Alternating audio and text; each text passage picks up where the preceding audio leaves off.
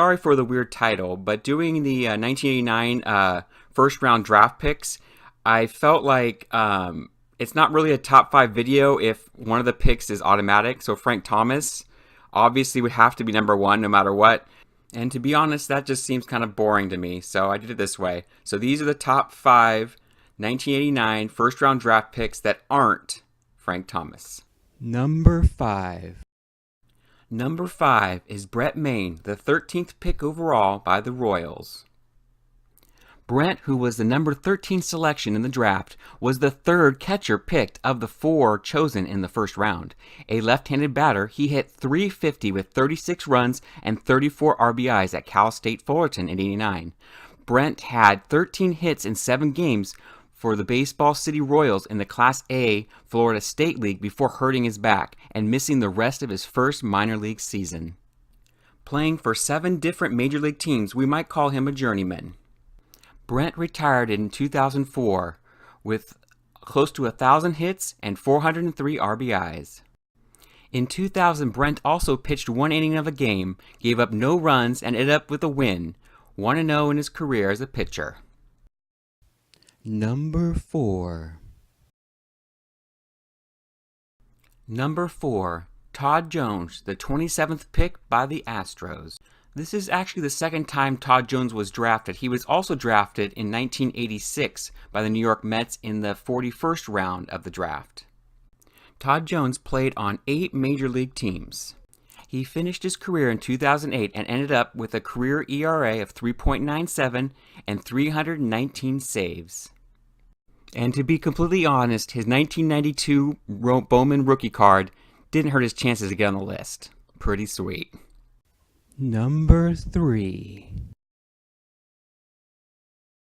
Number 3 is Ben McDonald, picked 1st overall by the Orioles.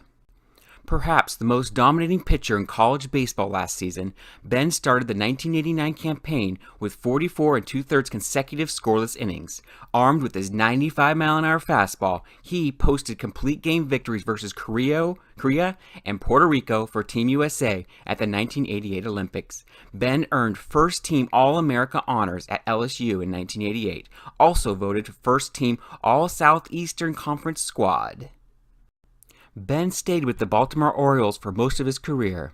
Although Ben was picked number 1, he didn't have number 1 overall stats for this list. Ben ended his career with a 78-70 record, a 3.91 ERA, and 894 strikeouts in 1,291 innings. Number 2. Number 2 is Chuck Knobloch, picked 25th overall by the Twins. Chuck, a speedy, hard-hitting shortstop, was the number 25 selection in the draft. A second-team All-American at Texas A&M, he batted .364, scored 77 runs, and stole 36 bases in '89. Chuck excelled in his first pro season as he hit .286 with 13 doubles in 51 games at Kenosha in the Midwest League. Promoted to Class A California League, he hit .364 and drove in 21 runs in 18 games. Chuck certainly earned his spot at number 2 on the list, as he was the Rookie of the Year, had a Gold Glove, 2-time Silver Slugger, 4-time All-Star, and 4 World Series appearances. He ended his career with 1,800 hits, a batting average of .289, 1,100 runs, 600 RBIs, 400 stolen bases, and 98 home runs. Quite a job, Chuck. He retired in 2002, but ended up on the 2008 Hall of Fame ballot, but only earned 0.2% of the vote. Here are some cards that just missed the cut. Man, you are one pathetic loser. No offense. Number 1. Number 1, Mo Vaughn. Maurice, a left-handed hitting first baseman at Seton Hall, was the 23rd player picked in the draft. He was the 3rd first baseman chosen out of 4 in the first round. In '89, Maurice batted .358 with 15 home runs, 58 RBIs, and 13 stolen bases for the Pirates. Starting right off in the AA Eastern League, Maurice showed his mettle by hitting .278 with 8 home runs. To be honest, number 1 was really a toss-up between Mo Vaughn and Chuck Knobloch, but I felt like Mo Vaughn had a better career. In 12 seasons, Mo Vaughn hit .293 with 328 home runs, 1,064 RBIs, 1,620 hits, and 861 runs scored. I really feel like he's a borderline Hall of Famer, and I did collect him and Chuck Knobloch when I was younger. His nickname, of course, was the Hit Dog, and he's the cousin of Greg Vaughn.